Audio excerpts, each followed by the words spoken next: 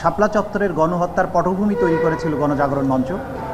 এবং শুধু তাই নয়, এই গণজাগরণ মঞ্চ বাংলাদেশের সংখ্যাগুরু যে মুসলিম সম্প্রদায় তাদের কৃষ্টি, কালচার, সংস্কৃতির বিরুদ্ধে দাঁড়িয়েছিল এবং হেফাজতের কর্মীদেরকে হত্যাকাণ্ডের সময় গণজাগরণ মঞ্চের কর্মীরা, নেতাকর্মীরা সশরীরে অংশগ্রহণ করেছে বলে আমাদের তদন্ত সংস্থার কাছে তথ্য প্রমাণ পাওয়া গিয়েছে।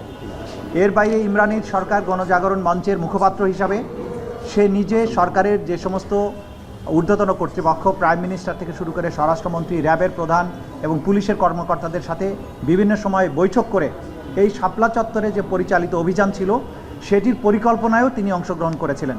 সে কারণে তার বিরুদ্ধে আমরা গ্রেপ্তারি পরোয়ানা চেয়েছি এবং সে বিষয়টা আমরা আদালতের কাছে স্পষ্ট করি। আপনারা জানেন যে বাংলাদেশের ইতিহাসের বাদ পরিবর্তনকারী একটা ঘটনা ছিল শাপলা চত্বরের গণহত্যা, এবং এই গণহত্যার মাধ্যমে বাংলাদেশের প্রতিবাদের যে সর্বশেষ একটা আশার প্রদীপ ছিল যে ধর্মীয় সংখ্যা গরিষ্ঠ যে সমস্ত সম্প্রদায় তারা তাদের ধর্মীয় অধিকারের ব্যাপারে যে সোচ্চার ছিল এই তদানীন্তন ফ্যাসিস্ট সরকারের বিরুদ্ধে, তা কিন্তু চিরতরে স্তব্ধ করে দেওয়া হয়।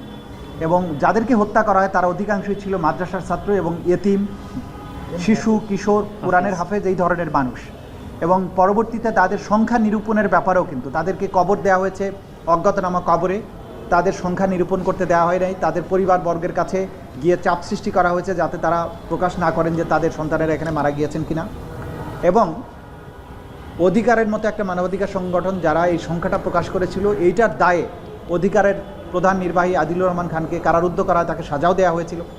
এই জাতীয় নির্যাতন এগুলো করা হয়েছিল সেই সময়। এটা বাংলাদেশের ইতিহাসের অন্যতম আলোচিত মানবাধিকার লঙ্ঘন এবং মানবতা বিরোধী অপরাধ।